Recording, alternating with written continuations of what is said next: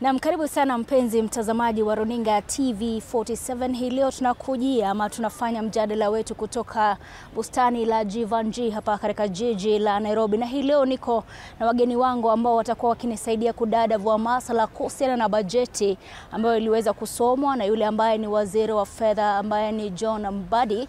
Pamoja pia tutakuwa tukihusisha masuala hayo na masuala ya mswada wa fedha wa mwaka 2025. Pia tutakuwa tukifungamanisha masuala haya yote na siasa, maana yote hayo yanaweza kufungamana na siasa. Hivyo basi nitakuwa tu nikianza mjadala wetu ambapo wageni wangu ambao wamefika hapa ni pamoja na yule ambaye ni Willis Mboga. Yuko karibu na mimi sana. Karibu sana kwa kuweza kuitikia wito wa TV47. Shukran sana. Pia tuna Nick Galgalo Rotich. Karibu sana. Na asante sana kwa kuitikia wito wa TV47. Kwa upande mwingine tuna Zakaria Mibei. Shukran sana Mibei kwa kufika na kuweza kuitikia wito wa TV47. Pia kwa umbali kidogo tunaye Victor Anunda, shukran sana kwa kuweza kuitikia wito wa TV47. Na kwa umbali nyuma ya Anunda tunaye Robert Kiberenge. Bwana Kiberenge, nashukuru sana kuweza kuitikia wito. Na pia tuna mwingine ambaye ni Daniel Kahindi pia nashukuru sana kuweza kuitikia wito wa TV47. Tuna Kennedy Ouma, asante sana kwa kufika. Pia tuna Boniface Washira. Boniface, asante sana kwa kuweza kufika. Hivyo basi mpenzi mtazamaji, tuweze kuzama kwenye mjadala wa siku ya leo. Nimeweza kusema kwamba tunazamia swala la bajeti ama makadirio ya bajeti ya mwaka huu ama mwaka 2025-26, na pia tunafungamanisha masuala haya na masuala ya siasa pamoja pia na ile ambao ni mswada ama ule ambao ni mswada wa fedha wa mwaka 2025. Nianze na wewe ambapo karibu na mimi kwa karibu sana. Labda wakati ambapo tunaangazia bajeti ambayo iliweza kusomwa, kwako wewe hiyo bajeti ilikaa vipi? Ni ya bajeti ya trilioni 4.2. Labda kwako kama mwananchi wa kawaida ama Mkenya, unaona vipi kuhusiana na hiyo bajeti? Naam. Vile ulivyosema, kwa majina ni mimi naitwa Willis Mboga. So mimi nataka kusema bajeti aliyosoma waziri wa fedha Mheshimiwa Mbadi ni bajeti ambayo haina uhalisia ndani yake. Ni bajeti ambayo sio, sijui nizungumze kwa lugha ya Kimombo ama niendelea Kiswahili. I want to say the budget that was said by Honorable Mbadi is not realistic at all.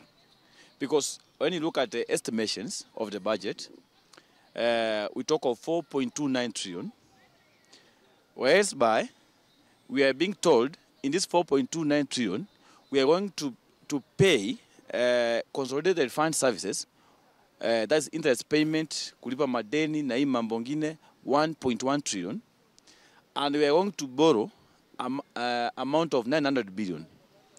To me, doesn't make sense. Number two, the allocation to various departments. We start with the executive, 2.47 trillion. We also have an allocation of Parliament, almost 42, almost 49 billion. We also have the judiciary, 26 billion. When you look at this, the CS for Treasury has not told Kenyans how he has placed in place checks and balances to ensure that this money does not disappear to corruption. Yeah, that's why I'm highly worried, and I want to tell the CS, is the next finance year, he comes up with an elaborate budget whereby I, as a Kenyan, whether I'm in Kenya or in diaspora, I can clearly understand and comprehend where our resources are going to. Yeah. Kwa hivyo kumaanisha kwako wewe it's not realistic kabisa. Realistic budget.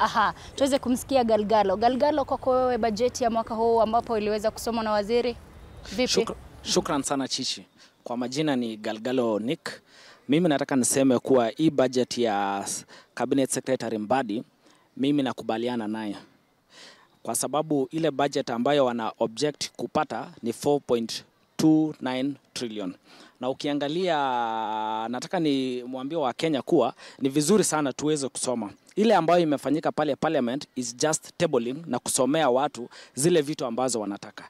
finality ya finance bill bado haijafika kwa sababu wabunge wetu hawajaichambua, wabunge wetu hawajavote. So sahi bado tuko na mwezi mmoja ya kuweza kupitia hiyo budget, say that kama kuna adjustment yote ambayo inafaa kufanyika iweze kufanyika, isifike pale mwisho ambao sisi wa Kenya ambao hawajasoma na hususan vijana wadogo ambao hawajasoma budget wanaenda kuandamana. Because tukiangalia, nimesikia vijana wengi sana wanasema kuwa ile, for instance, nikifikiria kisiasa, unasikia mtu anasema ile ambayo kingpin wetu anasema ni hivyo ndio tutafuatilia, na hiyo si vizuri kabisa. Mimi nakubaliana kuwa ni vizuri kama vijana wadogo tuweze kupitia hiyo budget, say that in the next 1 month before a vote, wabunge wetu waweze kuvote wakitumia ile ambayo wananchi wanataka. Mimi nakubaliana nayo. 4.29 trillion si mbaya, na ukiangalia ambayo wanataka kuchanga ni 3.3 trillion. So that means kuna deficit ya around 900 and something billion, na hiyo 900 and something billion tunaambiwa kuwa kuna budget around 523 billion ambayo wataomba internally hapa domestic, na kuna zile zingine zitaombwa outside. For a very long time Wakenya tumekuwa tukiambiwa wanaongelelea sana zile external debts, but atuongelelei hii internal debts. Ni vizuri sana serikali tueleze hizi internal debts ni kina nani ambao wanakopesha serikali pesa. Na Galgalo, nitarudi kwako unieleze, maana umesema umekubaliana kwa sababu bado haijafanywa marekebisho na kuna muda wa kufanya marekebisho, ndio? Nitarejea kwako utueleze zaidi kuhusiana na hilo, lakini wacha tusikie wahusia wa Bwana Zakaria, labda mpe microphone. Asante sana. Kwa majina ni Zakaria. Kwangu mimi nakubaliana. Kwa sababu gani? It's just a proposal. Uwezi kataa a proposal. Kitu ikiwa proposal, imeproposiwa. Hata ukienda kupropose msichana, familia yenu ama wewe ama nani hawezi sema tumemkataa kwa sababu hawezi kufanya kazi. It's just a proposal. Marriage ya budget proposal ni finance bill. That's now where the marriage is. Law wabunge ndio wakufunganisha ndoa ya hii budget proposal. Now tuiangalie kikamilifu. Je, kwa proposal Waziri Mbadi amesema nini? Nimepropose nini na nini na nini na nini? Kwangu mimi ni nini hasa inanihusu mwananchi? Kwanza, chakula kwa meza. Je, amefanya nini hapo? Matibabu. Je, amefanya nini hapo? Elimu. Je, amefanya nini hapo? Kwangu mimi hayo mambo matatu nikiangalia, ameweka production ya agriculture subsidy, not consumption. Kwangu mimi chakula itakuwa kwa wingi kwa hii proposal ya waziri. Kwa sababu gani? Amehakikisha kwamba nikiproduce, nikiweka pesa kwa production, then consumption itakuwa kwa urahisi. Sisi kama wananchi, tuseme kwa ukweli, tumekuwa tukichangia sana yale mabaya. Hatuiangalii mazuri. Na nchi ikienda hivyo, hata kifamilia, always your family are negative, you will not prosper. The country is heading in a wrong direction because of negativity of everything. Ukiangalia Wakenya kwa sasa hivi, kwa vyovyote vile wanavyoangalia mtazamo wote wa uendeshaji wa nchi, wanaiangalia negativity. Yani hakuna kitu kizuri inakuja kwao. Na at the end of the day, ukiangalia, je, kazi ya serikali hasa ni nini kwangu raia? Ni kuhakikisha usalama wangu, usalama wa wananchi wake, movement ya goods and services ifike yani tuseme mimi ni mkulima wa mahindi. Je, mahindi itafikaje Northeastern? Kasi ya serikali. Mafuta itatokaje ugaibuni ifike Kenya? Kasi ya serikali. Asante. Naam, shukran sana. Tuweze kumsikia Victor. Victor, sijui kwako wewe bajeti ilikukalia vipi kama Mkenya? Je, unahisi kana kwamba yale ambayo ni masuala ambayo ulihitaji angaziwe zaidi yaliweza kuangaziwa? Asante sana kwa mwaliko. Mimi naitwa Victor Anunda. Sina mengi haswa, lakini kwa hiyo deficit that Mbadi alikuwa anataja, alisema anataka kuchukua kiwango kubwa kutoka kwa the domestic market.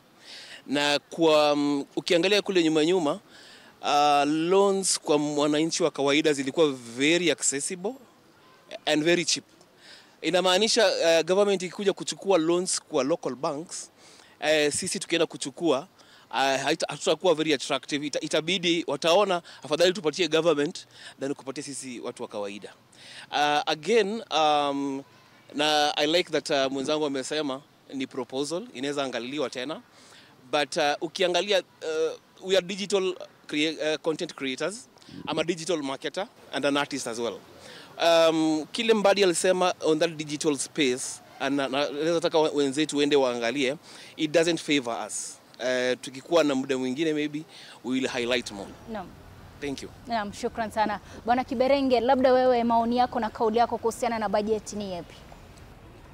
Mimi kwa majina naitwa Robert Kiberenge. Mimi ni mwanachama wa bunge la mwananchi, pia mimi ni financial consultant. Na ile kitu ningependa kusema ni kwamba hii budget ambayo makadirio ya fedha ambayo yalisomwa na waziri John Mbadi ni ile tunaita an overambitious budget. Na katika hiyo budget ukisoma vizuri hakuna lolote, hakuna kitu ambacho Mbadi amefanya katika hiyo budget ya kuleta matumaini ama kuonyesha kwamba ameanza steps ama mikakati ya kufufua uchumi wa Kenya. Hakuna kabisa, kwa sababu ukiangalia zile fedha ambazo zimetengwa kwa ajili ya kilimo, Wizara ya Agriculture ambayo tunaita ni uti wa mgongo, ni fedha kidogo sana ambayo ni 86 billion, which represents 3.3% ya budget mzima. 3.3% of our budget goes to agriculture, ambayo tunasema agriculture ndio uti wa mgongo. So hakuna matumaini katika hiyo budget. Na ukiangalia wizara kama ya fedha ambayo wizara ya afya ambayo ni wizara muhimu sana katika nchi yetu, inatengewa 204 billion ambayo ni 7.3% of the total budget. Na kuna ile Abuja Declaration ya afya ya ulimwengu, nchi zilitakiwa kutenga a minimum of 15% of their total budget to health. Sasa sisi kama bado tuko 7.3%, 15% tutafika mwaka gani? Alafu pia wenzangu wameguzia na pia niguzie, ukiangalia katika hiyo budget waziri hajatuonyesha vile tutalipa deni. Kwa budget hajaonyesha mahali popote. Sijui mambo ya deni na kuanga siri kwa nini. Na tunaambiwa public debt should be the first charge on a budget. Sasa kama public debt should be the first charge, mbona waziri hajatuonyesha katika hii bajeti vile atakuwa analipa madeni? Na hii deficit ambayo wenzangu wamesema 932 billion deficit ya budget gap, pesa ambayo hatuna. Alafu anatuambia atakopa grants ni 46 billion katika hiyo 932. Mwenzangu alikuwa amesema hapa mambo ya deficit ambayo ni 932 billion, ambayo waziri ametuonyesha vizuri. Hiyo 932 billion ame break down kwamba 46 billion itakuwa grants na up to 600 billion atakopa hapa nyumbani local borrowing. katika hizi banks zetu locally, na 200 billion atakopa nje. Sasa unajua hapa kwa kukopa locally kuna shida. Mkikumbuka vizuri, kuna wakati banks zetu vile mwenzangu amesema zilikuwa zina hoku kwa streets. If you walked on these streets, ulikuwa unaweza kuona bank imeweka katenti hapa inabembeleza watu wachukue loan. Equity wameweka katenti hapa, KCB. Siku hizi hakuna. Banks zilirudi kwa manyumba yao kwa sababu sasa wako na mteja mmoja anaitwa serikali. Na huyu mteja anakubali interest ya juu. Unaona? So private sector hawezi kukopa. Wewe mwananchi huwezi enda kukopa kwa sababu hiyo interest utataka bango kuweka interest chini, na bango watakataza, hapana, tuko na mteja wetu mmoja ambaye anachukua kwa interest mzuri na anaitwa serikali. So serikali imefanya ile kitu naita crowding the credit space, and pushing the private sector out of the credit space.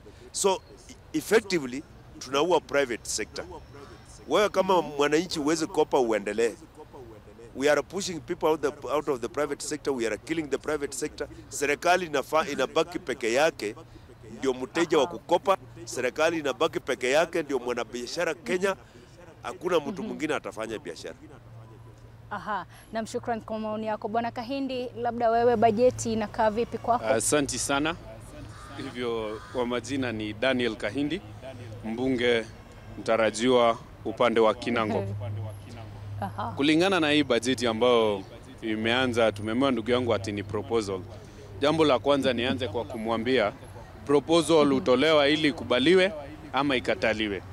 Na wananchi kulingana na hiyo proposal ambayo wanatoa, wanaona kuwa tunakandamizwa zaidi na tunaelekea kuumizwa na tumalizwe. Ndugu zangu hapa wameongea kuhusu jinsi ambayo serikali imeflood kwa banks, serikali ambayo imetumaliza.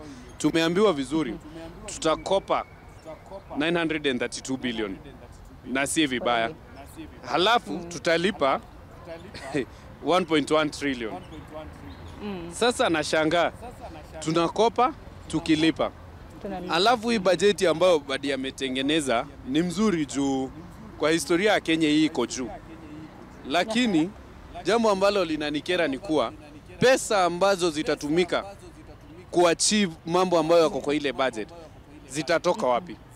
Nikiuliza hivyo, tumeona saa hizi vitu kama hizi vitu ambazo zinatumika kwa kiteknolojia, simu, all these assets zitakuwa ziko 30% more taxation. Hivyo basi saa hizi tunaambiwa na wizara na serikali we are moving to a digital world. Washaanzisha kitu ambayo wanapiga ukora nayo, wanajiita sijui jitume sijui nini. Kisha ukianza pale uende usome ujue kutumia kompyuta yako, na hiyo pesa ambayo wanasemanga iko kwa kompyuta, unashangaa kusikia ati hiyo machine hawezi inunua juu bei yake lazima itapanda. Unapata hii serikali mahali imetufikisha na hii budget, VAT itatoka 16% ipande to 18%. Nashangaa value added tax ikitolewa 18 kupelekwa, ikitolewa 16 kupelekwa 18. Ikiwa saa hizi hatuna viwanda hapa Kenya. Hapa nchini viwanda zimepungua juu ya bei ambayo iko juu ya VAT. Sasa ikipanda 18, watu wataajiriwa wapi? Viwanda zitakuwa wapi? Hivyo basi hii bajeti hata kama iko juu na ni mzuri wengine wakiona, mimi naona ni mbaya zaidi na inaelekea kukandamiza wananchi na kuua economy ya nchi. Juu uchumi, utapata investor kama mimi, nimetoka tuseme Tanzania, nimekuja hapa kuwekelea kiwanda, lakini bei ikipanda, unapata hiyo kiwanda imevunjwa, imeharibiwa, imeisha. So viwanda zitapungua nchini, pesa itatoka nchini, kisha mabwenyenye wenyewe wajisaidie. Jambo la tatu, hizi pesa ambazo tunakopa, jambo ambalo unikera, tumekuwa pale tunaona katika bunge mswada ambao unaelekea kwa kilimo. Huo mswada una taking about 6 or 9 months, karibu mwaka. Lakini mswada ambao unaelekea kwa zile project ambazo zinasaidia hawa vigogo, directly ambazo wanajua tukiwekelea hii barabara nitapata tenda. Huo mswada unatekingi less than 30 minutes. Before umaliza 30 minutes, procurement wa hiyo department atakuwa amechukua ticket, amefanya kila kitu, watoke waendee hiyo pesa. Lakini zile ambazo zinasaidia mwananchi hakuna. Hivyo basi nasema hii bajeti bure kabisa. Aha, na mtusikie wahusia wa Ouma. Ouma, unakubaliana na Bwana Kahindi ama vipi? Mimi nakubaliana na Bwana Kahindi. Nakubaliana yeye. Kwa sababu tuliambiwa ya kwamba Mbadi is an expert. But I'm not seeing anything about expert kuhusu Mbadi. Kwa sababu Mbadi alipotusomea budget, si kuona hiyo budget yake mali imeguzia even youths here in Kenya. Na Mbadi mali anatoka, he knows very well. There are people in Suba working very hard. So Mbadi na hii budget yake, me I don't see haitasaidia mwananchi wa kawaida. Ni ya matajiri this budget. Si yetu sisi watu wa chini. Because hata sasa ukiangalia people doesn't have jobs. Hata ukiangalia hiyo budget yake the way alisoma, those people who are doing wrong things like DCI is the people are still given money. Hatuwafanyi upelelezi ya mtandaoni. Sasa unaona vitu kama hizo, me I don't see agree na hizo mambo ya budget. Kumaanisha una matumaini yoyote na kile ambacho kilikuwa kwenye bajeti, ama labda maisha itakuwa sawa? Si agree nayo. Yeah. Mambo ya budget I don't want it. Naam. Tusikie Bwana Boniface, labda ana kauli tofauti. Asante sana Madam Chichi kwa hii mwaliko. Kwa majina naitwa Boniface Wachira Udseme. Mimi ni Secretary General Bunge la Mwananchi Youth Wing. Naam. Kwa maoni yangu, ile kitu niliona John Bad ana propose. Naam. I'll call it over ambitious kama venye mwenzangu amesema. One, nikipeana example, sababu I'm a patriotic Kenyan, I'm a youth, tumekuwa kwa hii maandamano because of patriotism we have in our hearts. Na nchi yenyewe ikienda vibaya tunasema imeenda vibaya. I would like the government yenyewe to collect taxes, sababu kila serikali inahitaji taxes. But this one, it is over ambitious. Why?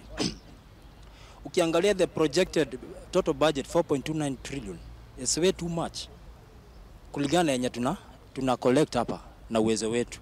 So mimi naona ni kama mtu analipwa 20,000, wewe ukipewa 20,000 unakimbia kutafuta 2 bedroom ya 16,000. Unabaki na 4,000 ya matumizi yako. Hapa utahangaika. So John Bandi at the government, they are not creative enough. Ya kwamba wana craft a budget, a proposal iko na 9 over a billion deficit. My friend, hii deficit tena ni kukopa. Na tukiangalia sisi kama vijana vitu huwa we agitate ile transparency to see the loopholes ndio hii deficit isikue. Tunaona kitu, kuna hii tume inaitangwa asset recovery after someone is convicted of corruption. Hatujaisikia imechukua pesa fulani. Kuna hii unclaimed asset, tuseme ulikuwa na pesa yako kwa simu umekufa. Hiyo idara zinakuanga, they are so crafted, yani zinakuanga siri sana chini ya maji. Those are the loopholes we say. Nikienda pale kwa hiyo proposal, venye mwenzangu hapa amepeana proposal na akasema na example ya marriage. Sijui maneno ya doa inatokanga wapi kufananisha kila kitu ya Kenya na doa. So this proposal to me as a youth in Kenya is dead on arrival. Sababu the budget we have, tukiangalia the proposal ya Bandi kupea our military over 200 billion. Over 200 billion, Madam Chichi. Hiyo ni mastikito kubwa sana, because we are asking ourselves, hii ni vita gani tunapigana hii Kenya for them to be allocated such money? Watatuambia ati kuna kuanga na siri. Hakuna siri. If you want to purchase military hardware, hata America ukiingia kwa mtandao utaona the hardware they have. Ile siri tunakubaliana hatufai kujua sisi kama raia, is over planned operation that they want to undertake. Lakini hapa hii 200 billion shilling budget, hiyo ni budgetary corruption. Sababu pale haujaisikia Auditor General amesema jeshi imefanya hii. Na tukirudi kwa historia, kuna mkuu wa majeshi alikuwa anaitwa Ogola. Alianguka juu kama ndege na chopa ilikuwa 1965. So that means they have never purchased anything new. So hii ni matenda ni mabonyenye. Sasa pale ni maneno ya paperwork, pesa itolewe. Sababu ukiangalia the critical dockets ya inchi, kusema ukweli, ukiangalia kama agriculture, hiyo wanasema ni uti wa mgongo, uti wa the backbone of this nation. That's where the money should be channeled to. Health. Sai Madam Chichi, matibabu, antibiotics zinaenda kuongezeka bei. Yet we are funding DCI, NIS with so much money. So unaona hii ni overambitious, budgeted corruption, sababu hata there are rumors. Kwa hii total budget yote, a third of it will go to corruption. Itaibiwa, a third of it. For me, the proposal is dead on arrival. Yeah. Kwa hivyo hamna imani nayo kabisa. Nitachukua tu maoni ya mtu mmoja alafu tuone kama tutakuwa na muda, labda umpe aliye karibu na mimi. Mimi ningependa kusema ya kwamba this budget is as I said earlier, it's unrealistic because look here, we are borrowing 900 billion. We are repaying 1.1 trillion. So mimi ningependa Mheshimiwa Mbadi, kama ni uwezo, tumefanya mambo ya accounting and finance. Ukitengeneza budget yako hata kule kwa nyumba, uwezi tengeneza budget useme leo jioni nakula nyama na sukuma, alafu useme hii sukuma nitatoa kwa jirani. Ni makosa makuu. So mimi ningependa Mbadi hapa kwa hii nyumba yetu ambayo ni nchi yetu ya Kenya, tukitengeneza budget yetu kama hii 4.29 trillion, hiyo 900 billion haitoe, tubaki na 3.3 trillion ile ambayo tunaweza sisi raise, so that if we want to repay our debts, let us pay 200 billion which is realistic. Na kitu kingine, this guy, there is a lot of wastage in our government. Today as we are speaking, the office of the president has been allocated 5.3 billion. Mimi nikiuliza, Mheshimiwa Rais tunampa mshahara, Mheshimiwa Rais tumempa nyumba free, Mheshimiwa Rais tumempa chakula free, Mheshimiwa Rais tumempa paka pesa ya mavazi free, Mheshimiwa Rais tumempa pesa ya transport free. Nauliza 5.3 billion ni ya nini?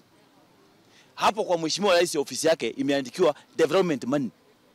Mimi maendeleo ya Mheshimiwa Rais siyaoni. Kwa hiyo bajeti hii tunayoisoma, ofisi ya Rais imepewa almost over 100 million ya basari.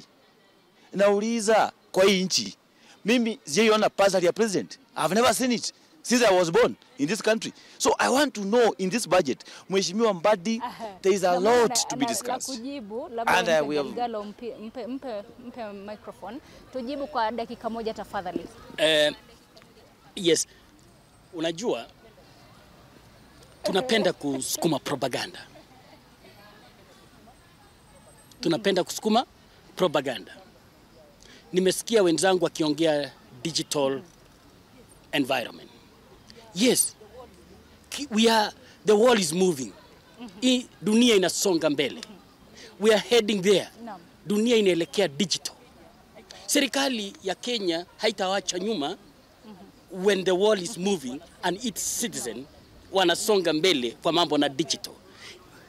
Miaka 6 iliyopita ama 10 iliyopita tulikuwa na mwenzangu Kiberenge katika bunge la mwananchi. Hatukuwa na hata kamera moja ama simu moja ama content creator hata moja. Lakini leo hii kila mahali ni social media. Inapigana nanyi watu wa mainstream. Unaona? So if government cannot put aside resources to take care of the same, it can be abused. We've seen how social media or a digital world is moving. When it is abused, the nation can go down. So hawa wanasema wameweka pesa ya nini hapo? Unaona? Imewekwa kwa sababu gani?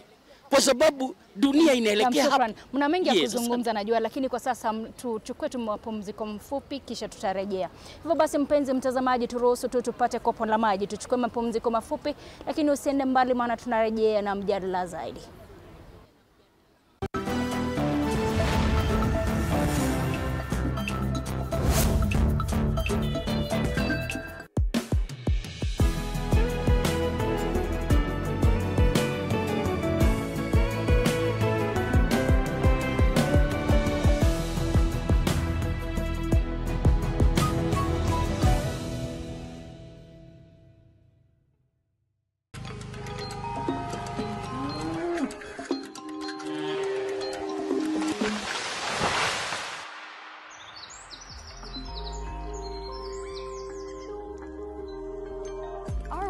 is changing every day, and so should we, for the better. Each week, we tackle the big why, the question that should be on everyone's minds. Why isn't this fixed yet?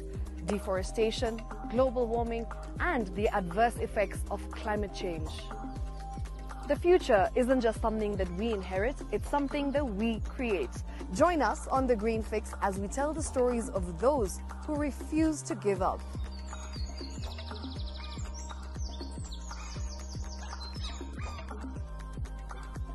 When it comes to fixing the planet, there is no time to waste. Join me, Shiksha Arora, on Thursdays at 9 p.m. on The Green Fix as we look into the big why, you and I.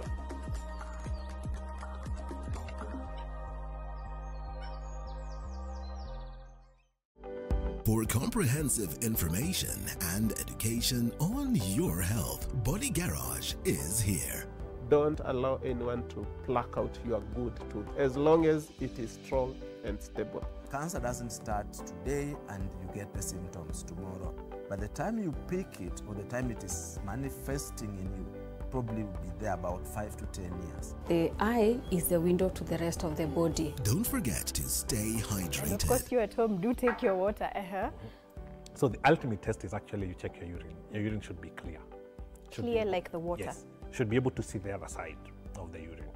If your urine is colored or has changed color, you cannot see the other side, then you have not taken enough water.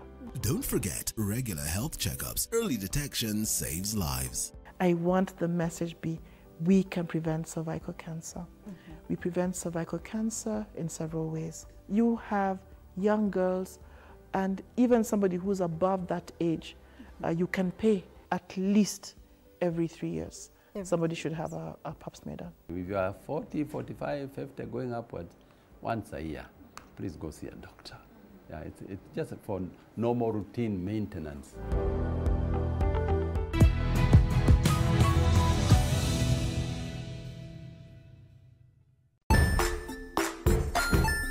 Hey there, friends. Welcome to Kids on the Block, where fun and imagination come alive.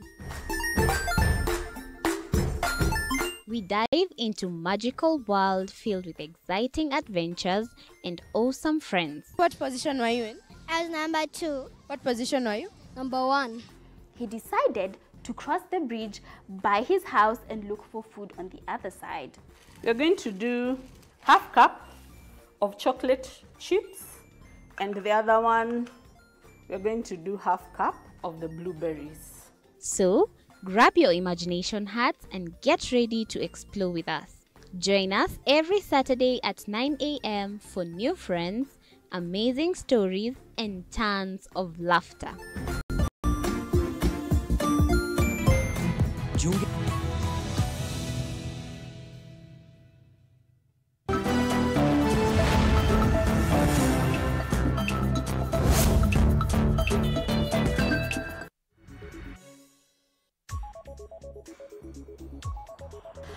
Naam, karibu sana mpenzi mtazamaji kwa kuweza kuungana nasi na kushukuru sana. Tunaendelea na mjadala wetu kuhusiana na bajeti ama makadirio ya bajeti ya mwaka 2025, mwaka 2026, lakini kabla niweze kurudi kwa wale ambao ni wageni wangu hapa kutoka bustani la Jivanjee, nitakuwa nikifululiza moja kwa moja hadi mashinani. Kwanza tuanze katika kaunti ya Nakuru.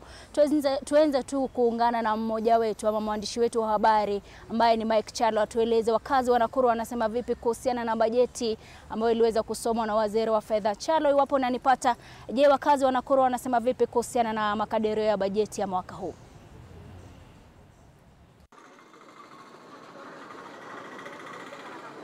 Naam, asante sana Chichi, na tunakujia moja kwa moja kutoka jiji hili la Nakuru. Kumbuka ni jiji ambalo shughuli zinaendelea kama kawaida hata licha ya bajeti kusomwa, japo Wakenya wana maoni yao kuhusiana na bajeti hiyo. Kumbuka kuwa ni bajeti ya shilingi trilioni 4.23, ni bajeti ambayo iliyopanda ikilinganishwa na bajeti ya mwaka wa kifedha 2024-2025 ambayo ilikuwa ni shilingi trilioni 3.9. Na pengine niweze kuungana na Wakenya kutoka jiji hili waweze kuniambia maoni yao ni gani kuhusiana na bajeti hii. Tukianza na wewe, ukianza na jina lako, uweze kunielezea pengine bajeti ambayo ilisomwa wiki jana naye Waziri wa Fedha John Mbadi, unaionaje? Asante. Kwa majina naitwa Benson Kipyegon, mkaaji wa Nakuru West, Kapkures. Nasema hivi, bajeti ambayo ilisomwa na Mheshimiwa Mbadi ni kama ya kwamba imeenda juu kiasi. Na sisi kama wananchi wa Nakuru hapa tungeangalia sana katika ile sekta ya elimu ambayo capitation imepunguzwa. Hiyo sehemu tunaona ingekuwa ni vyema serikali iweze kufanya capitation iende juu kidogo, na pia katika sekta ya afya waangalie zaidi, sababu tunajua imekuwa devolved. Lakini unapoenda katika hospitali unakuta bado kuna changamoto. Ukienda PGH hapa juu kuna changamoto. Tunaona trilioni budget imefanywa mpaka ikafika trilioni 4.3. Ukiangalia kazi ambayo huko chini ni watu wa jua kali. Majority Nakuru wengi ni wa jua kali. Kama kungekuwa na viwanda ambayo ingestawishwa na serikali, ambayo tunajua waziri wake ni Bwana Lee Kinyanjui, hapa anatoka Nakuru hapa, wastawishe viwanda. Viwanda nyingi zimelala, Tosti kule ililala. Ukienda sehemu za kule Eveready ililala. So unapoenda sehemu ya Kaptembwa, uende Freria, unakuta wananchi wana changamoto, sababu ile kazi imebaki saizi ni kazi ya mjengo. Hiyo mjengo ni chache ambayo wanastawisha. Tungeangalia serikali waweke budget ya kuweza kustawisha viwanda huku Nakuru, na kule Naivasha pia waangalie mambo ya samaki. Pia Nakuru tuko na samaki, waangalie viwanda za samaki zote zitengenezwa Nakuru na Naivasha. Na pengine tukizungumzia swala la elimu, umesema kuwa elimu kidogo imefinywa, lakini tukiangalia elimu ndio mojawapo wa sekta ambayo imetengewa bajeti kubwa ya shilingi bilioni 701 ambayo ni sawa na 28% ya bajeti hiyo. Tukiangalia elimu imefinywa. Tukisema hivyo tunaangalia wanafunzi wako shule saizi ni form 2 mpaka form 4.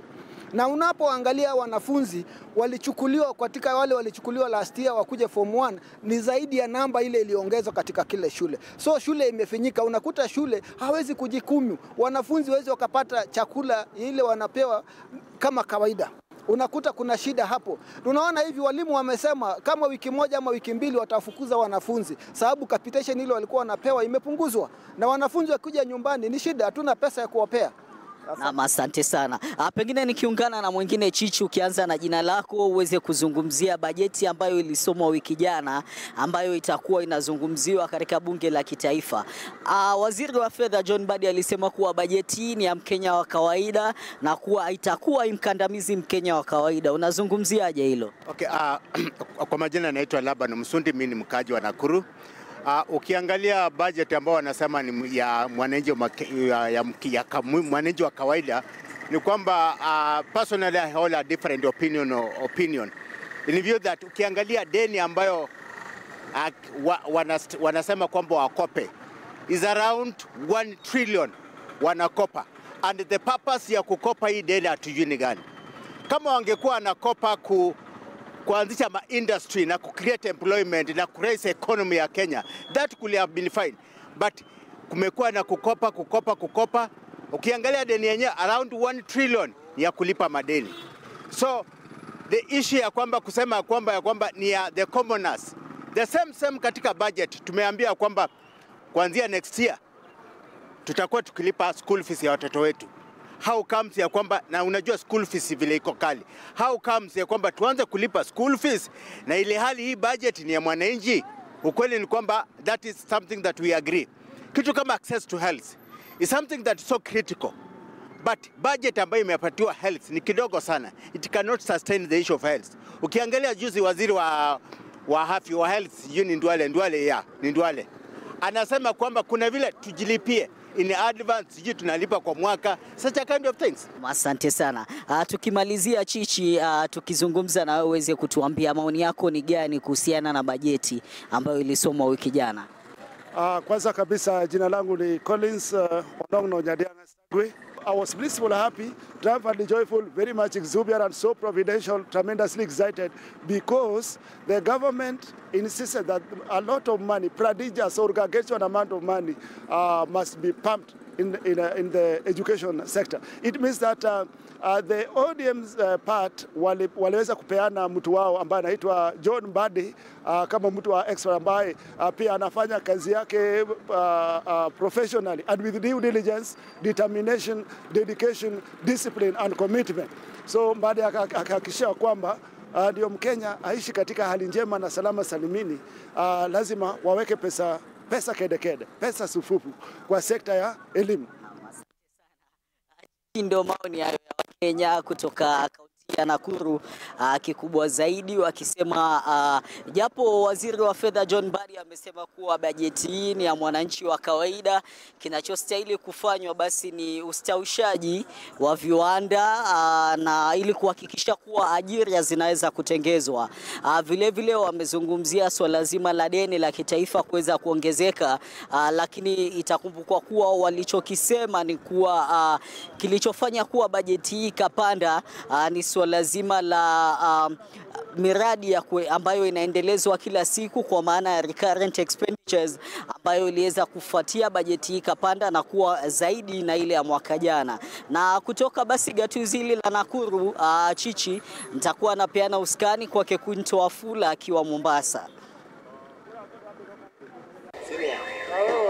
Nama asante sana mwenzangu Mike Chalo kutoka county 32 county ya Nakuru. Hapa tumetua county 001 county ya Mombasa, ambapo tutasikia maoni ya Wakenya kuhusu mswada wa fedha finance bill ambayo iliweza kuwasilishwa juma lililopita na waziri wa fedha. Tutazungumza na wakazi kuweza kujua maoni yao ni yapi, matarajio yao yalikuwa yapi, na kuna wale ambao huenda hawajasoma na vile vile tukutaja ni kipi ambacho wanatarajia chafaa kuzingatiwa katika mswada huo wa fedha.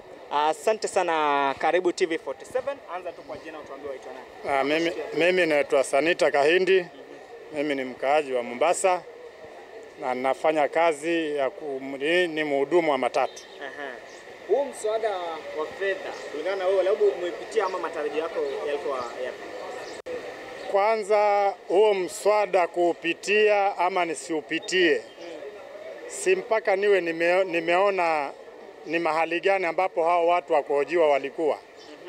Mimi kwanza nafanya kusikia kuna mswada, lakini sijawahi naambiwa hati kuna kongamano la watu wa kutoa maoni. Mimi hilo kongamano sijaliona, hilo kongamano sijalisikia kwanza liko wapi, ndio nijue kwamba huo mswada ni sawa ama si sawa, ni wapi unaponifinya, ni wapi ambapo unanitengezea sawa. Mimi habari zangu lizonazo kwa ufupi ni kwamba ni hizo nazokwambia. Sijawahi kusikia kuna mahali basi nikakosa kuenda, na kama ningesikia watu wanatoa maoni mahali fulani, mimi ningelienda na mimi nikatoa yangu, lakini kwa sasa mimi sijui nitoe maoni gani. Sawa, kwa hivyo tumalizie tuseme kwamba labda ni kipi ambacho wewe ulitarajia ama ni kipi ambacho labda unatarajia kiweze kujumuisha katika mswada huu wa fedha? Kwanza kitu ambacho naweza tarajia ni haki kwa kila Mkenya. Kila Mkenya ana haki ya kuishi vizuri, kila Mkenya ana haki ya kulindwa, kila Mkenya ana haki ya kufanya kazi. Kwa hivyo hiyo bili yenyewe hata kama mimi sijaishuhudia, lakini kama imesimamia hivyo vitengo hivyo vya kuangalia, si watu mara nyingi watu wanasema hati watu wa chini waangaliwe. Mimi sitaki waangaliwe watu wa chini, mimi nataka waangaliwe Wakenya wote. Manake yule ambaye atakuwa ni mkubwa kifedha akijenga kampuni, si mtu wa chini atapata kazi? Ikiwa huyo mtu wa juu mwenyewe amefinyiliwa, amebandikwa ushuru ambao haulengani, hauwezi zalisha kitu, huyo mtu wa chini atafaidika na nini? Kwa hivyo yangu mimi ninayoomba ni kwamba huo mswada huo unaangalia Wakenya wote. Asante. Tuweze vile vile kusikia sauti ya Gen Z hapa. Fika tu hapa tuambie jina, unaitwa nani? Kwa majina ni Derek Mogare. Mimi ni mkazi wa hapa hivi Mombasa. So mimi kama Gen Z sina mambo mengi, ila ningependa kuzungumzia kiasi kuhusu hiyo finance bill 2025. Hiyo finance bill ilikuwa okay, kuna some changes zenye tulikuwa tuna expect of which hazijaoka. For example, tukisema we want an equitable government, so the Kenya Kwanza government should be equitable. Alafu pia lazima the government should also be realistic to its citizens. Kwa mfano wakati unasikia wanasema kwamba the ministry yenye wameallocate pesa mingi kabisa ni Ministry of Education, but still in the same ministry ndio unasikia kuna changes pia zenye pia zipendelei kama yule Mkenya wa kawaida. Kwa mfano ukipata kama hii issue ya wanafunzi kulipia exams, of which wanaipush iwe compulsory, lazima wakuwa wanalipia exams. Kama the government ili allocate more funds to that ministry, which means vitu zinafaa zikuwe very affordable to that. Juu serikali walisema ni bottom up, so lazima wale watu wa chini pia wakaweze kufaidika. So hii finance bill kwa mfano kama hilo jambo ambalo nimezungumzia la masomo, nikasema government should be realistic kwa sababu because wakati mwananchi analetewa kama hiyo finance bill wakati imetoka 2025, juu mwananchi kitu yenye mwananchi huwa ana expect ni the best out of that finance bill, out of that budget. But now the budget venye tulikuwa tuna expect sio hivyo. Though sijago the whole through of it, that finance bill, yeah. Asante sana.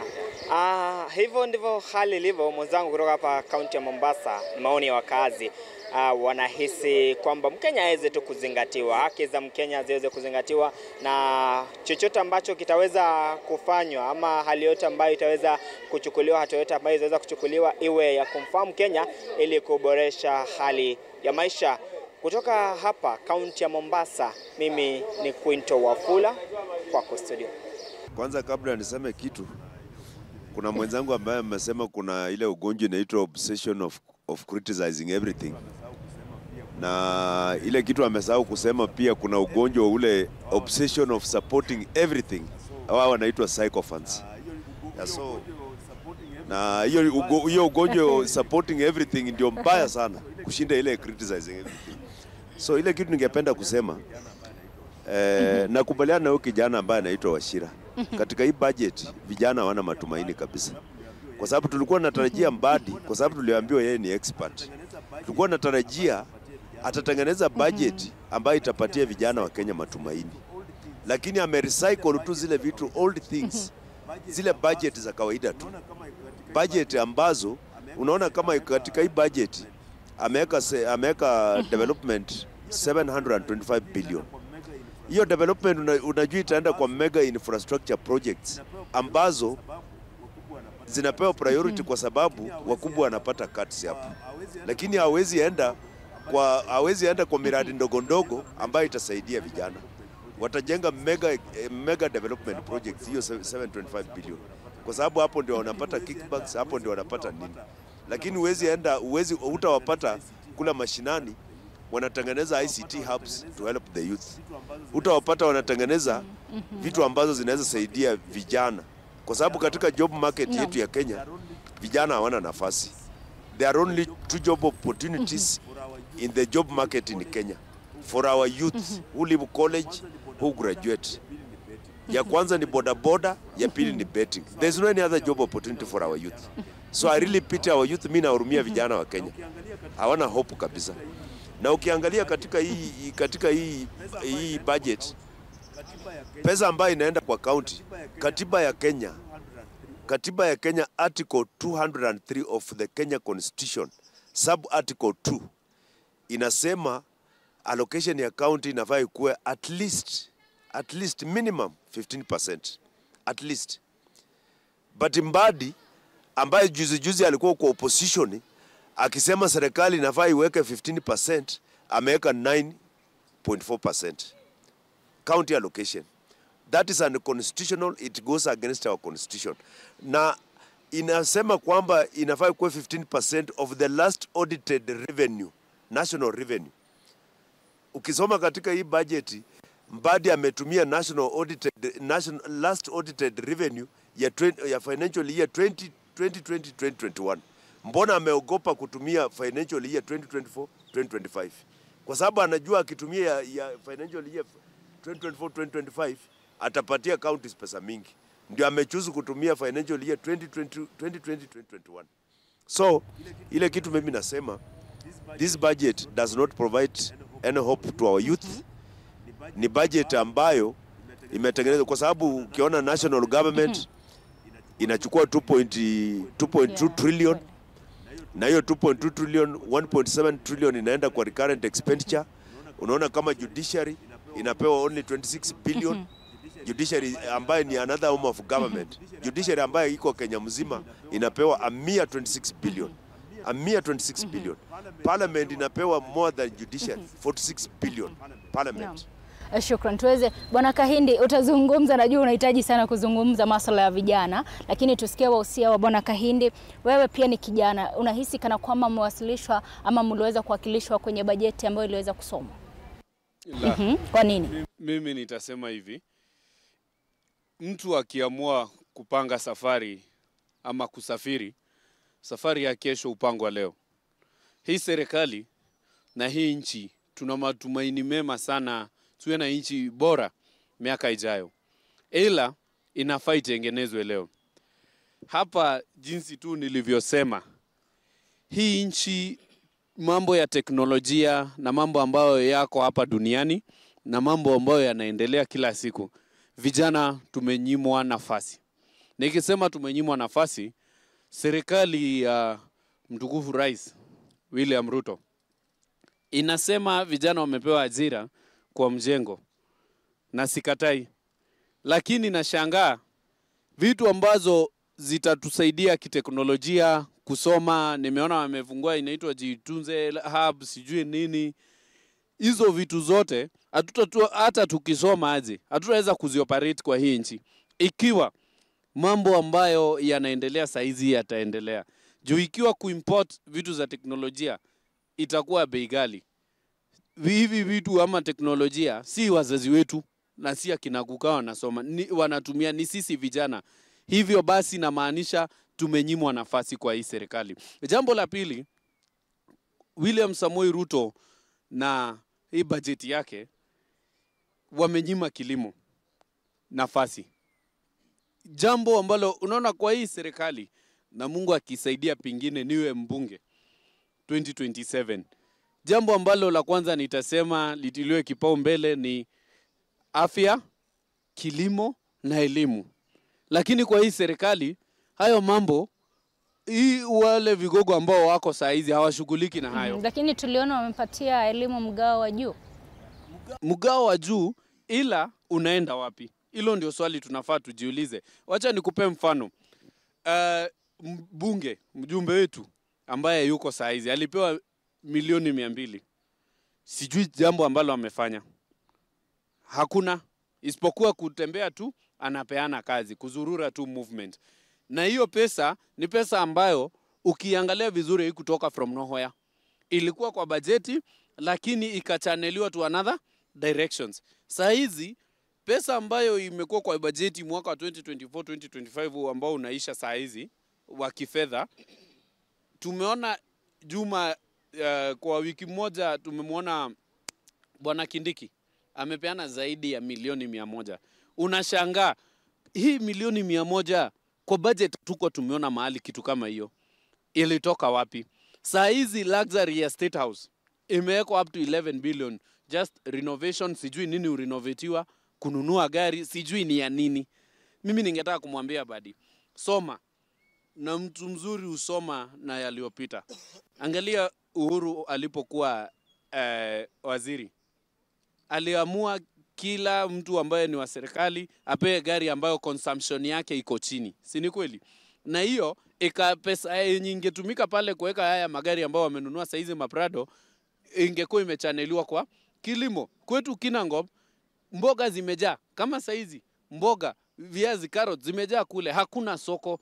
Badala serikali ifikirie jinsi ambavyo itapata kwa hiyo budget, itatengeneza kitu kama manufacturing centers, yani additional value adding centers, ili zile product zetu tuziuze kwa bei ghali na bei ambayo inafaa. Inafika mahali ukikuja pale soko mjinga unapata punda ndio inakula sukuma na carrot. Unashangaa. Wacha kabla ujibu Bwana Zakaria, wacha tusikie kijana hapa na wewe pia kusema. Asante sana Madam Chichi. Kwa majina tena naitwa Boniface Wachira Seme. Mimi nimepata kuingia kwa historia hii Kenya. since time ya Moi, na nikapata ya kwamba there has been no proper budget. Wakati ya Moi nimeenda kwa historia nikaona alikuwa anapeana kitu ni kama price list. Anasema mkate itakuwa shilingi 10. Anasema pombe saa hii he was giving a price list. Wakati ya Kibaki hapo saa hii it's all about ni proposals, ni kama ni vitu yani ni projections. There have never been a concrete budget yenye kwa iko people centered. Mimi kama kijana nasikitika ya kwamba the government of the day inatuona kama maadui. La hasha. We are very patriotic Kenyans. Mimi nataka maisha kama kijana ikiwe sawa sawa kwa nchi. Si kwenda kwingine kufanya kazi at hard conditions. I want this country to work. Kwa sababu sasa ukiona kama Digital Expressway wamepunguza pesa pale. Na saa hii dunia, Madam Chichi, is online. Watu wanafanya kazi online. Unafunza Kiingereza, watu wako nje, wako ng'ambo. Wengine hata Wakenya wenye wako ng'ambo wanataka watoto wao wafunzwe native language na wako wapi? Wako hii Kenya. Lakini sasa if they are going to frustrate the digital economy, my friend, sasa wanatuachia nini? Na sisi hatuulizangi mambo mingi, Madam Chichi. Sisi tunatakanga tu tulipe nyumba kama ni bed sitter, upeleke girlfriend out na ubaki na 500 ya kuuliza hii soda ni baridi ama ni moto. Hatutakangi mambo. Kwa hivyo bado hamjahisi kana kwamba mmeangaziwa. Bwana Zakaria alihitaji aseme jambo, kisha nitakuja kwako. Asante sana Madam mtangazaji. Hii budget naona vijana wanalalamika, especially kwa sasa hivi. Tuangalie hii budget. 700 billion went to education. Ni nani hawa? Ni nani hawa wanapelekewa 700 billion? Ni vijana wasome. TVET wamewekewa 205 billion. Vijana wapate ujuzi. Unajua vijana wa sasa wanataka pesa cash. Hawataki elimu. Lakini that's why mmoja wetu amesema hapa future inaanza leo. Nikipeleka leo watoto shuleni, niwapee akili, niwapee ujuzi kwa TVET wapi? Kesho challenges ya kesho wataiface. Kwa sababu gani? You cannot face tomorrow's challenges na hauna elimu. Future ya nchi yote ni masomo kwa vijana wako. Sio ajira kwa vijana. Ajira huja baadaye. Ajira inakuja baadaye. Kwa sababu ajira sio lazima serikali kujiajiri. In fact, ajira ya serikali ni 2%. The 98% ni mimi na wewe kujituma. Na utajituma haje kama hauna elimu. That's why serikali ya William Ruto haiface challenges ya sasa hivi. Ana prepare hao vijana kwa challenges ya kesho.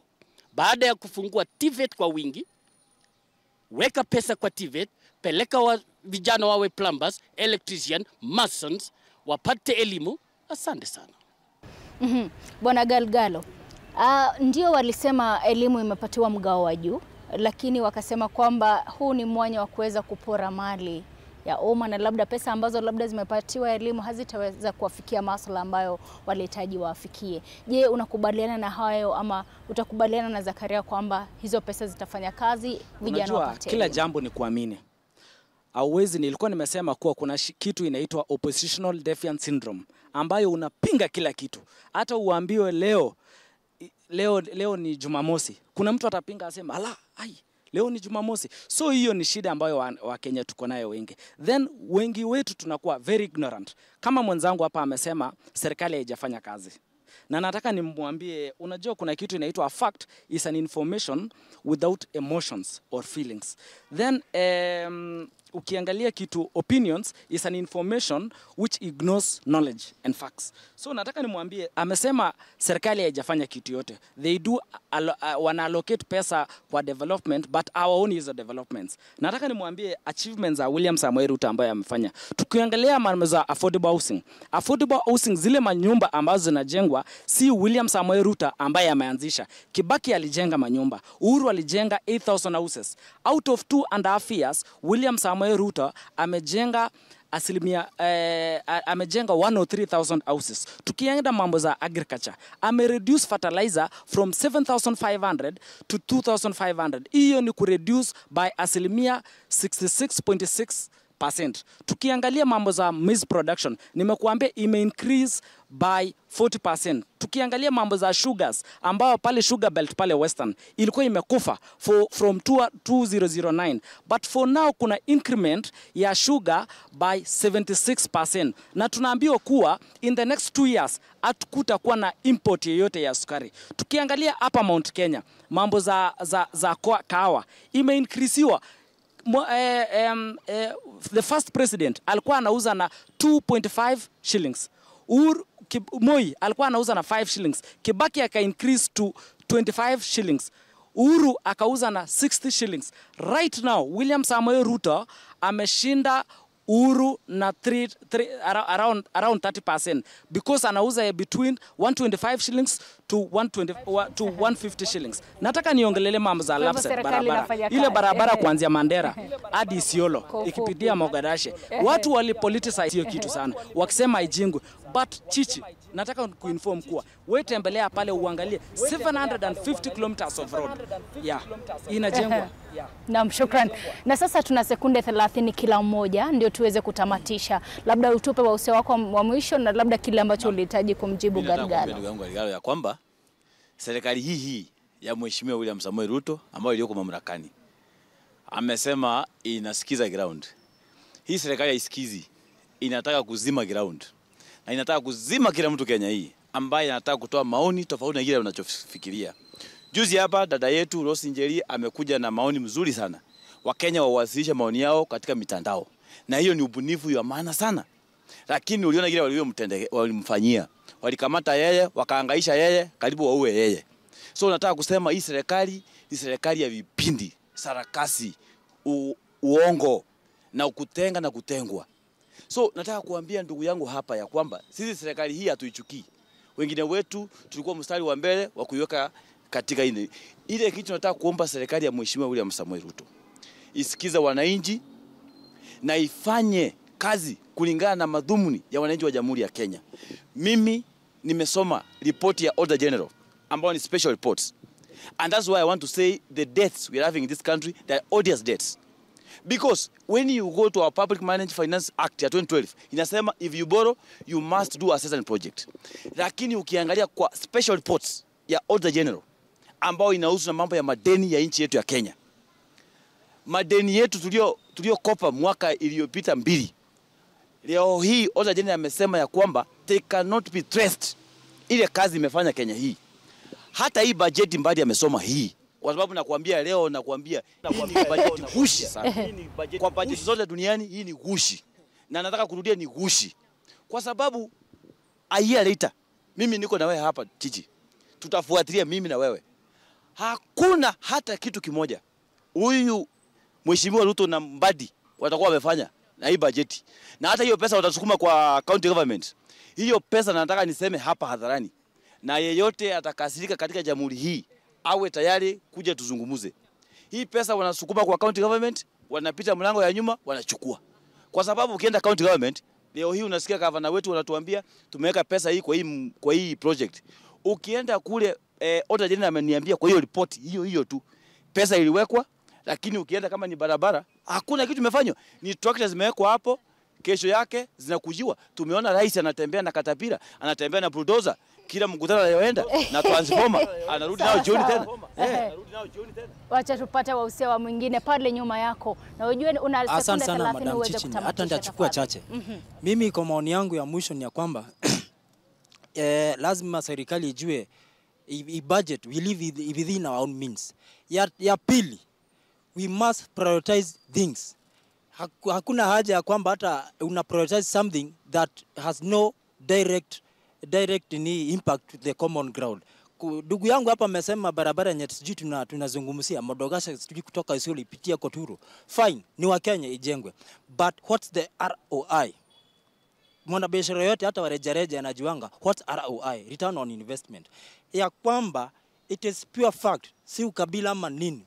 A kilometer of road in a certain region, it is more impactful compared to a 10-kilometer road somewhere else ya kwamba igenerate. Sababu gani nikisema hivi Madam Chichi nikimalizia?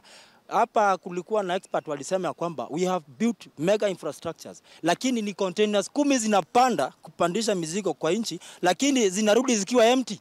So we must prioritize priorities zikiwe right. Na nikimalizia na housing Madam Chichi. Housing is not okay, it's good. Lakini unajengea nyumba mtu mwenye ako njaa. Sawa. Wacha tumsikie Uma. Sekunde zako 30 zinaanza sasa. Chichi. Nikirudi tena mimi nataka kuongea na ndugu yangu hapa ambaye amesema serikali iko sawa. Serikali hatujakataa iko sawa kwa sababu tuko Kenya. Lakini kuna mambo ambayo serikali inafanya ambaye si kama youths. Tunataka tu irekebishwe. Hatujasema ni mbaya, but there are some of the things wanafanya ambaye inafaa irekebishwe. But the main problem is wajai tusikiza. Siku ambaye serikali tatusikiza kama vijana wa Kenya, we'll just okay. But nikirudi nyuma, naweza sema ya kwamba kwa hiyo kurekebisha, the main thing wa deal na extrajudicial killings, freedom of expression, hiyo peke yake ndio ningependa waangalie, kwa sababu we need to be somewhere. See at when we talk we are doing this. Yes, thank you.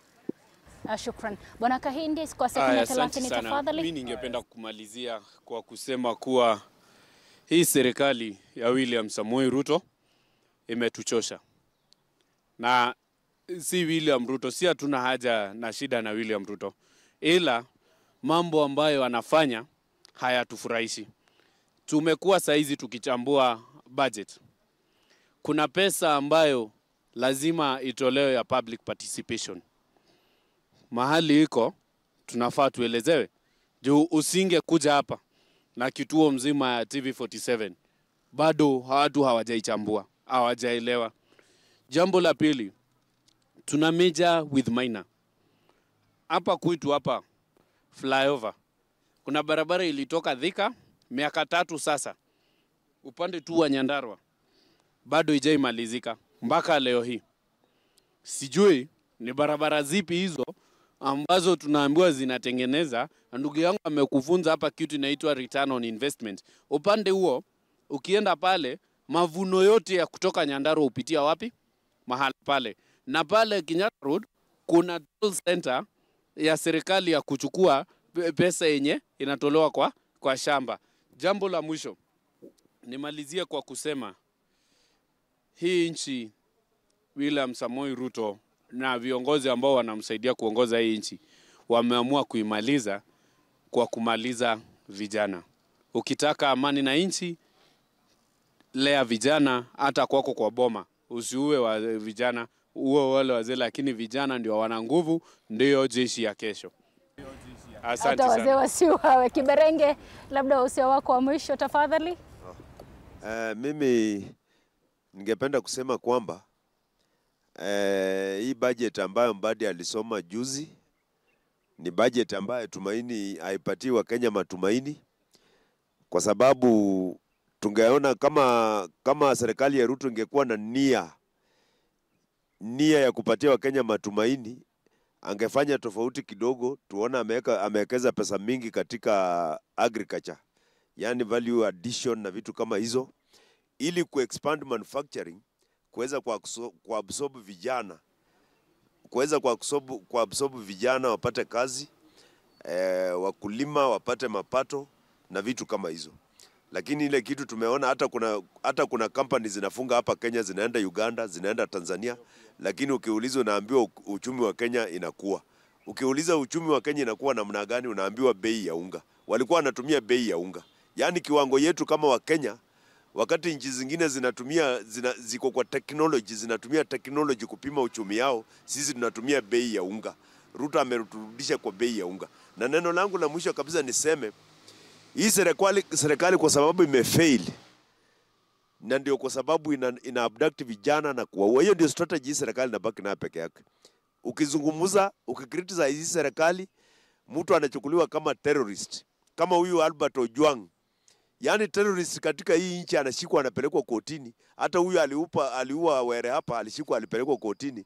Lakini mtu ambaye amekriticize serikali kwa mtandao anachukuliwa anauawa na wale ambao wamemuua hawezi guzwa because they are big fish. Wanachukua tu small fish hapa kidogo kutudanganya watu innocent. Naam. Shukrani sana Kiberenge. Bwana Victor, kwa ufupi sana. Asante, mimi nitastika kwa hiyo 30 seconds umenipatia.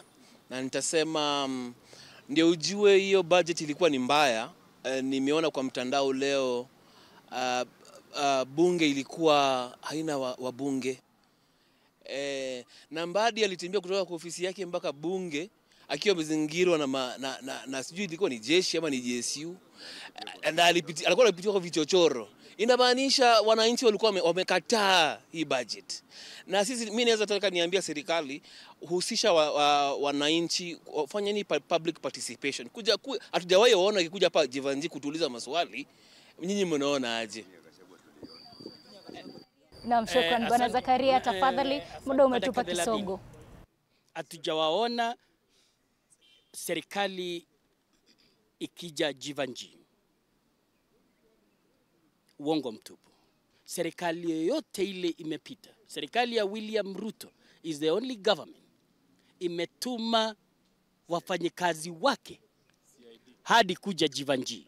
Moja, government spokesperson amewahi kuja. Waziri mzima wa fedha huyo Mbadi amekuwa hapa. Mpaka akataja kwa speech yake ya kwamba ninashukuru sana wananchi kunialika katika bustani la Jivanji. Je, mnataka nini? Sasa kumalizia, kuna haya mambo, haya yote yanaweza kuwa mazuri, lakini nchi isipokuwa salama, haya yote unayopigia bajeti itakuwa kazi ya bure. Naomba serikali haya yananikuza mimi nikiwa na unga mkono serikali ama yule haungi mkono serikali. Usalama ni paramount. We don't part ways when we are discussing extrajudicial killing. We are all one Kenya. Kutoa maisha ya binadamu tumewaachia Mwenyezi Mungu. Naam. Shukrani sana Bwana Zakaria. Kwa ufupi sana Galgalo, tafadhali. Mwisho naongelea mambo za Ojwang. Mimi kama binadamu nikiulizwa kati ya development na haki ya mtu ama justice kwa binadamu at any given time, nitasema development isimame ili tupate justice. Kwa hii mambo za Ojwang lazima tukue kama wananchi, tukue very objective. Tukicriticize wale ambao wamefanya, nimeangalia kwenye mtandao watu wengi wana castigate a certain community, wanasema ni wao wanaua watu. But kwa mimi nataka niseme kuwa tusipersecute, tusiprosecute, tuticastigate a all community kwa sababu ya shida ya mtu mmoja. So nataka niachie hapo. Naam, shukrani sana. Na shukrani sana kwa kuweza kuitikia wito wa TV47. Kwa sasa mpenzi mtazamaji, kilicho na mwanzo kina mwisho. Tumefika mwisho wa tamati wa mjadala kuhusiana na bajeti ama makadirio ya bajeti ya mwaka 2025-26, na labda tutakuwa tukizungumza mengi wapo tutapata wakati, na nitakuwa nikirejea hapa kwenye bustani ya Jivanji kuweza kuzungumzia masuala mengine. Shukrani sana.